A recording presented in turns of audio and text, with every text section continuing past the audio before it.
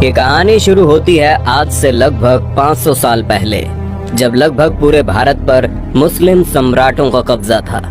एक तरफ शाहजहां तो दूसरी तरफ आदिल शाह और दक्कन के सुल्तान अब्दुल कुतुब शाह। एक देश जहां पर हिंदुओं का घर था, वहां पर पूरी तरह से मुस्लिमों और पुर्तगालियों का कब्जा था। दक्कन के सुल्तान ने अपनी फौज में एक मराठा सेनापति नियुक्त किया था, जो बहुत ही निर्भीक और पराक्रमी था, जिसका नाम था शाहजी भोंसले। 19 फरवरी साल 1630 को शाहजी भोंसले के घर एक बच्चे का जन्म होता है। सभी लोग सोचते हैं अपने पिताजी की तरह ये बच्चा भी एक दिन मुस्लिम सुल्तान के फौज का सेनापति बनेगा, लेकिन नियति को कुछ और ही मंजूर था।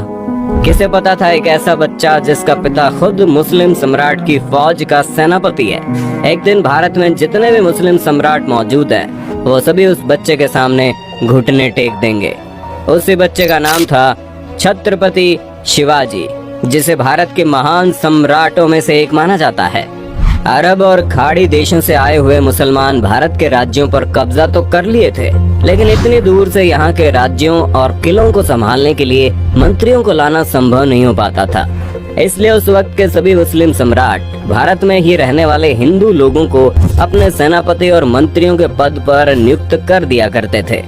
इसी सिलसिले में दक्कन के सम्राट ने शाहजी भोंसले को अपनी फौज का सेनापति नियुक्त कर लिया। शाहजी सेना में उच्च पद पर आसीन थे और साल 1630 में महाराष्ट्र के जुन्नर के समीप शिवनेरी के किले में उनके और जीजाबाई के यहाँ एक पुत्र का जन्म हुआ। स्थानीय देवी शिवाय के नाम से पुत्र का नामकरण हुआ, जो आगे चलकर छत्रपति शिवाजी महाराज के नाम से विश्व विख्यात हुए। शिवाजी के पिता का काम के सिलसिले में हमेशा घर से बाहर रहना होता था, इसलिए शिवाजी की देखरेख उनकी माताजी और उनके गुरु दादू जी किया करते थे। शिवाजी के गुरु का मानना था कि शिवाजी भी जब बड़े होंगे तो अपने पिता की तरह मुस्लिम सम्राट के एक बेहतरीन सेनापति बनेंगे। ये वक्त था 1646 के लगभग, जब शिवाजी की उम्र महज 16 साल की थी। उस वक्त भारत में किसी भी हिंदू शासक का अपना स्वतंत्र राज्य को स्थापित कर पाना लगभग असंभव था, क्योंकि भारत के लगभग हर एक हिस्से में मुस्लिम सम्राट का कब्जा था। और अगर कोई हिंदू शासक अपना स्वतंत्र राज्य स्थापित करना भी चाहता, तो उसके लिए 3 परिस्थितियों का होना बड़ा जरूरी था। एक कि वो शक्तिशाली साम्राज्य के केंद्र से दूर हो, ताकि कोई भी सम्राट उस पर अटैक न कर पाए। जमीन खेती के लिए अनुपयोगी हो, ताकि कोई भी मुस्लिम सम्राट उस पर कब्जा करने के बारे में सोचे ही नहीं। और तीसरा ये कि वो राज्य जंगलों से घिरा हो, ताकि छापामार युद्ध या फिर गोरिल्ला युद्ध किया जा सके। यही परिस्थितियां साल 1646 में शिवाजी के लिए अनुकूल बनी, जब इन्होंने स्थानीय किसानों मावली के समर्थन से अपनी सेना का निर्माण किया। शिवाजी बहुत ही अच्छी तरह से जानता था कि किसी भी साम्राज्य को स्थापित करने के लिए किलों की क्या महत्वता है, इसलिए सिर्फ 15 साल की उम्र में ही उन्होंने आदिल शाह अधिकारियों को रिश्वत देकर तोड़ना, चाकन और कुंधाना किले को अपने अधिकार में कर लिया। इसके बाद उन्होंने थाना फोर्ट, कल्याण फोर्ट और भिवंडी फोर्ट को मुल्ला अहमद से छीनकर अपने अधिकार में कर लिया। इन घटनाओं ने आदिल शाही साम्राज्य में हड़कंप मचा दिया कि आखिरकार ऐसा कौन आ गया जो मुस्लिम सम्राट किस साम्राज्य में दखल अंदाजी कर रहा है। जैसे उन्हें पता चला कि ये काम कोई और नहीं बल्कि शाहजी भोंसले का बेटा शिवाजी कर रहा है। शिवाजी को रोकने के लिए उनके पिता को गिरफ्तार कर लिया गया। इसलिए शिवाजी ने अगले 7 साल तक आदिल शाह पर सीधा आक्रमण नहीं किया। शिवाजी ने लगभग 7 सालों का इंतजार किया और धीरे धीरे अपनी सेना को बढ़ाता रहा। एक वक्त ऐसा आया जब उसने एक एक करके 50 से ज्यादा किलों को अपने नाम कर लिया। धीरे धीरे शिवाजी का प्रभाव बढ़ने लगा। अब लोगों को ये महसूस होने लगा था कि कोई तो ऐसा है जो मुस्लिम सम्राट को टक्कर देने वाला है। अपने डर को कायम रखने के लिए और शिवाजी के बढ़ते प्रभाव को रोकने के लिए साल 1659 में बीजापुर की बड़ी साहिबा ने अफजल खान को 10,000 सिपाहियों के साथ शिवाजी पर आक्रमण करने का हुक्म दे दिया। उस वक्त अफजल खान को सबसे क्रूर और सबसे ताकतवर शख्स माना जाता था, क्योंकि जिसका भी सामना उससे होता था उसकी मौत निश्चित थी। सबसे पहले तो अफजल खान ने शिवाजी को उकसाने के लिए कई मंदिरों को तोड़वा डाला और बहुत सारे हिंदू नागरिकों का कत्ल करने लगा। अफजल खान को इस बात का पता था कि शिवाजी बहुत ही चालाक है, इसलिए वो एक एक करके सभी किलों को अपने कब्जे में ले रहा है। कहीं न कहीं अफजल खान को भी शिवाजी से डर लगने लगा था। यही वजह थी कि अफजल खान ने उसे चालाकी से मारने की सोची और अफजल खान ने शिवाजी को मिलने के लिए न्योता भेजा। शिवाजी तुरंत ही न्योता स्वीकार कर लेता है और अफजल खान से मिलने की जगह नियुक्त करता है। जैसे ही दोनों आमने सामने होते हैं, अफजल खान शिवाजी को गले लगाने के लिए आगे बढ़ता है और अपने चाकू निकालकर शिवाजी को मारने ही वाला होता है कि शिवाजी तुरंत अपनी कटार को निकालकर अफजल खान का पेट फाड़ देते हैं। इस जीत के बाद शिवाजी का नाम और ज्यादा मशहूर होने लगा।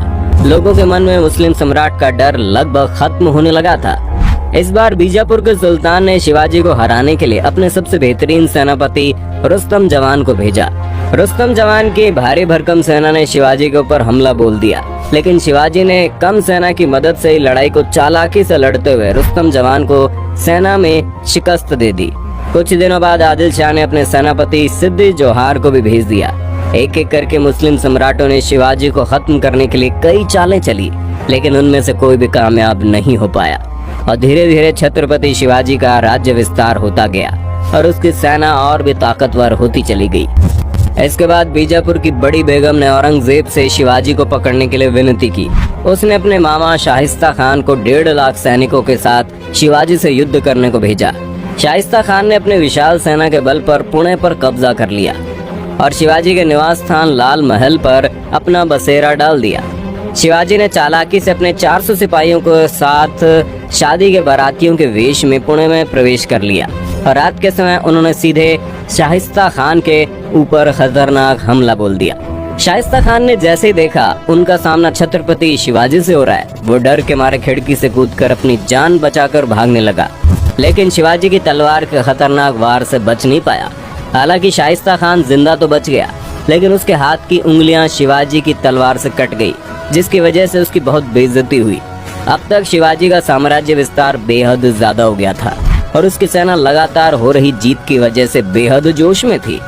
शिवाजी ने साल 1664 तक कई मुगल सल्तनत पर हमला करके उसको तहस नहस कर डाला, जिसके बाद साल 1664 में औरंगजेब आग बबूला होकर 60 वर्षीय राजपूत सेनानायक मिर्जा राजा जयसिंह को अपने 1.5 लाख सैनिकों के साथ शिवाजी से लड़ने के लिए भेजते हैं। इस युद्ध में शिवाजी की हार हुई और उसे अपने खजाने से ढेर सारा पैसा हार के हर जाने के रूप में देना पड़ा। उन्हें अपने 9 वर्ष के पुत्र संभाजी के साथ आगरा जाना पड़ा। शिवाजी को नियंत्रित रखने के लिए पहले ये तय हुआ कि उन्हें मुगल दरबार में कोई पद दिया जाए, लेकिन औरंगजेब ने फैसले को बदलकर शिवाजी को घर में कैद करने का आदेश दे दिया। औरंगजेब नहीं जानता था कि यह गलती आगे चलकर बहुत महंगी पड़ेगी। शिवाजी ने पहले बीमारी का बहाना बनाया और अपने स्वास्थ्य को ठीक करने के आशीर्वाद के लिए साधु संतों और फकीरों को रोजाना मिठाई और उपहार भेजने की इच्छा जताई। एक दिन वो खुद श्रमिक के भेष में सामान के डब्बे में संभाजी को छुपाकर बाहर निकाला। वो मथुरा, काशी गया, पुरी के बाद गोलकुंडा और बीजापुर होते हुए रायगढ़ पहुंच गया। साल 1670 तक शिवाजी ने कई लड़ाइयां लड़ते हुए 4 महीनों के भीतर अपने राज्य का बड़ा हिस्सा मुगलों से वापस स्वतंत्र करा लिया। 1671 से 1674 तक औरंगजेब ने भरसक प्रयास किया कि कैसे भी करके शिवाजी को अपने अधीन कर लिया जाए, लेकिन वह ऐसा करने में पूरी तरह से असफल रहा। अपने उत्तम योद्धाओं जैसे दाऊद खान और मोहब्बत खान को शिवाजी से लड़ने के लिए भेजा, लेकिन सबको मुंह की खानी पड़ी। इसके साथ ही साल 1672 में अली आदिल शाह की मृत्यु हो गई और बीजापुर में 6 जून 1674 को हिंदू परंपराओं के साथ शिवाजी का राज्याभिषेक किया गया। वो मराठा के राजा बने और कई सदियों के अंतराल के बाद हिंदू रीति रिवाजों, तिलक, जनेऊ और वेदों के उच्चारण के बीच किसी राजा का राज्याभिषेक संपन्न हुआ।